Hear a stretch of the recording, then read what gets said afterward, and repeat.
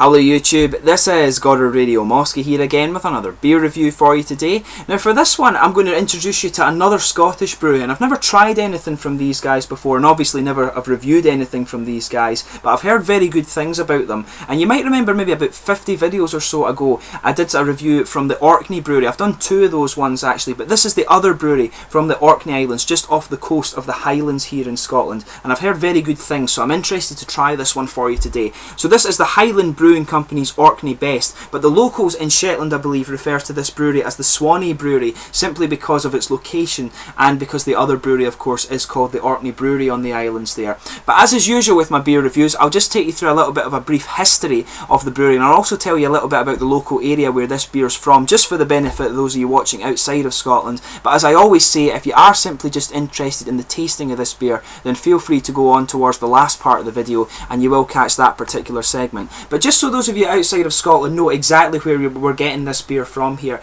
I always describe Scotland as looking a bit like a monster's head with a little bit of messy hair if you like. So just where the monster starts to get its little Mohican thing going on there, and just to the north you've got a little sort of tip of the Mohican. The Orkney Islands are the first set of islands closest to the Highland coast there, and obviously you have the Shetland Islands beyond that, and then you can go up towards the Faroe Islands and Iceland and things like that of course. But Orkney is actually particularly famous for having for being the home of some of the best preserved archaeological sites in Europe, and some of these date back to over 5,500 years ago, and they actually have UNESCO World Heritage status today. And if you're visiting Orkney, you should definitely go and take a look at the Skara Bay prehistoric village, and this was only revealed in 1850 due to a violent storm that kind of ripped up the ground. So it's quite cool to think about this, that this place probably would have been just unheard of at the moment if this storm hadn't come and ripped up some of the ground and revealed it if you like. But both Orkney and Shetland actually have significant Norse Viking heritage, and this can be seen in some of the place names around it. Obviously you've got St Magnus Cathedral in Kirkwall in Orkney, and I believe there's some sort of paintings or things on the wall there that show the Norse heritage there, but many streets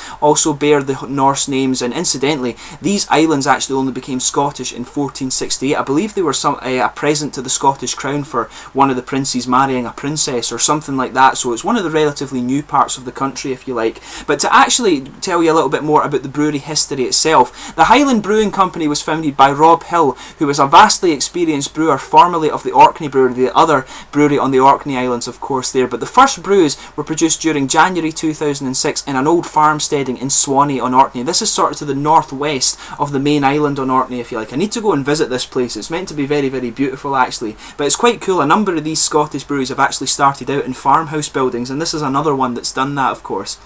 But today they have two brew plants that they use as required or however often time will allow actually, and this includes the original 5-barrel plant which they call the small kit, and their 20-barrel plant which they refer to as the big kit, and both of their plants are actually second hand, which they wanted to do due to environmental reasons. They weren't so bothered about the cost of buying a new plant, but they said that this was better for the environment that they did this. But the company brew at least 4 times per week, and their fermenting space allows them to do up to 8 brews per week if they implement both of their brewing kits of course. But the brewery are always keen for volunteers to actually help them out there, and apparently you can just turn up at the brewery and take part in the brewing process. You can dig out the mash tun or the kettles if you just turn up at the brewery in your wellies, so they're always quite keen for people to do that. But again, these guys are a very decorated brewery and they've won numerous awards from different organisations. I've put the brewery website in the video description there, so go and check them out if you are interested. And this is another one of the breweries, as I've mentioned in many of my Scottish beer review videos for you. These guys have popped up in the last few years with the recent boom we've had in Scottish craft brewing, so a lot of good beer coming out of Scotland these days, as you can tell. But just to list some of their other core range beers for you here,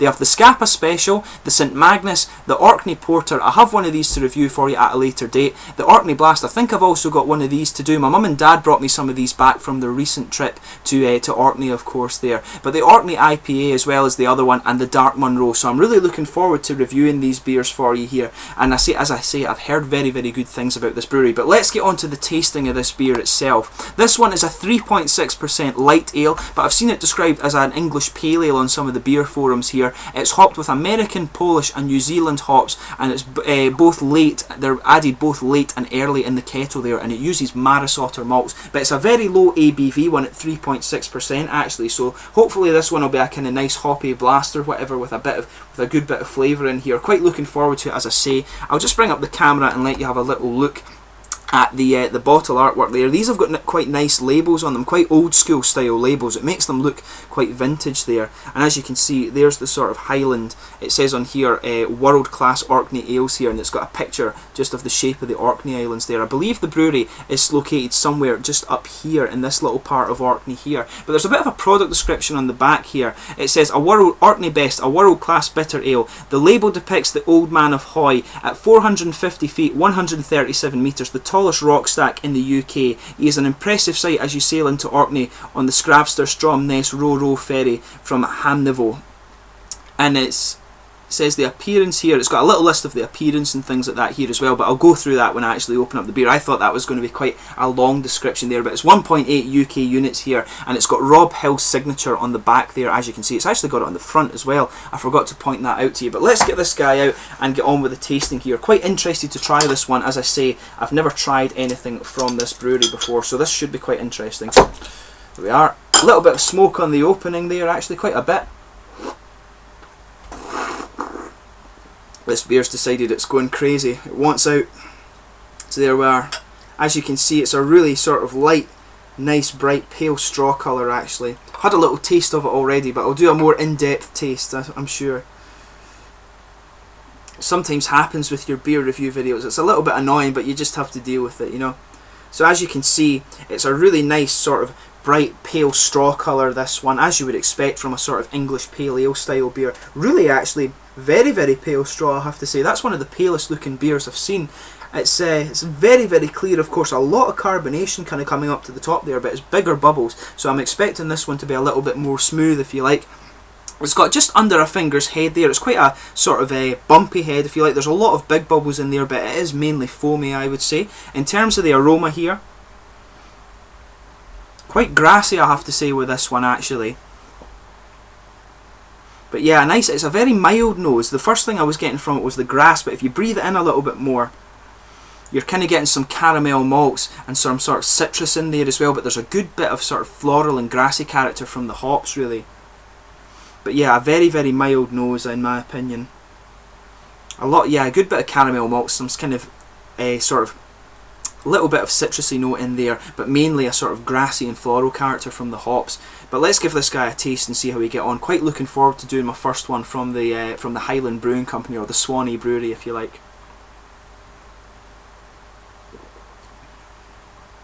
Very, very light actually. First impression is that this is a very, very drinkable beer.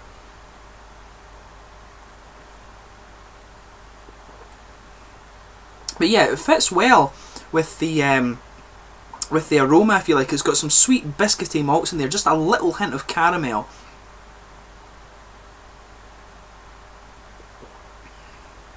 But there's a good bit of hoppy bitterness coming out there on the end. It's quite cool actually that this brew, for being such a low ABV, has such a good bit of a hoppy bitterness at the end, but it comes in very light, and then that bitterness sort of bites you at the end of the beer.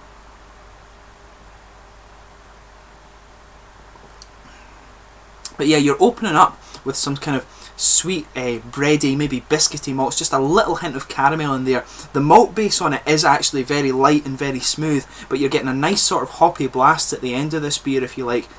It's got a nice little bit of citrusy fruit in there, and there is actually a bit of spice character as well, and you are getting that sort of floral and grassy thing that you pick up in the aroma there, and the fruity bitter finish is quite lingering on this one, I have to say. It's got a nice long finish.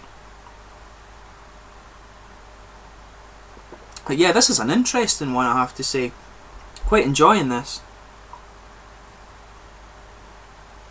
As you can see, the head's kind of faded to just a very sort of thin foamy layer, if you like.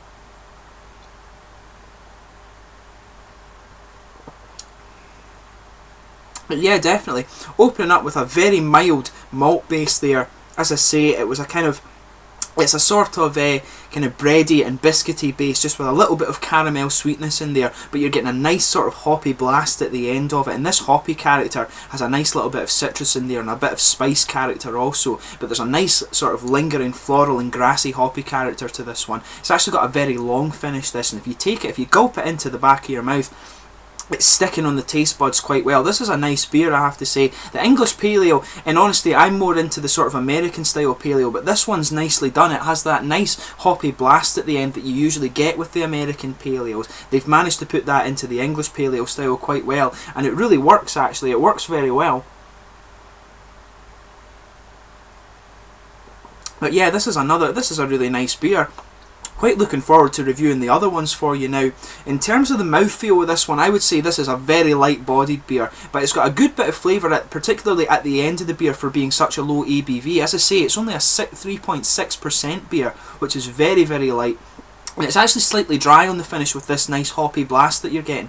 The carbonation has a good little bit of an attack there, and it suits the sort of spicy, hoppy, fruity, kind of grassy bitterness that you're getting at the end. It suits the hop blast very well, and it's a very easy drinking beer with a good bit of flavour to it, in my opinion. If you get the chance to try this, definitely give it a go. It's very interesting. As I say, it's quite unique in the sense that it's so light, and it's for an English Pale Ale. I've never had one that kind of has this nice sort of hoppy blast at the end that this one's putting out. So quite unique in my opinion, or in my experience so far, in that sort of speaking.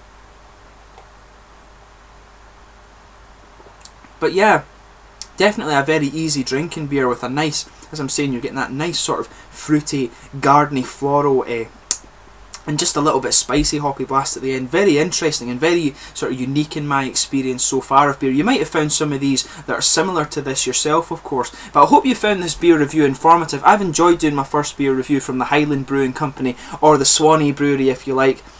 So quite interesting to do this one for you here today. So I hope you found this one informative. Please let me know in the comments section if you've tried this beer yourself before. It's always interesting to hear other people's opinions of it. But please like, subscribe, share, all the usual YouTube stuff. I'll catch you soon with another beer review. I've got another 2 Scottish breweries to introduce you to over the next little while actually, and I do have more of these Highland Brewing Company beers for you as well. So tune in for that hopefully. But I'll catch you soon with another beer review, and thanks for your support over these 130 or 140 videos that I've done now. Thanks very much. Cheers.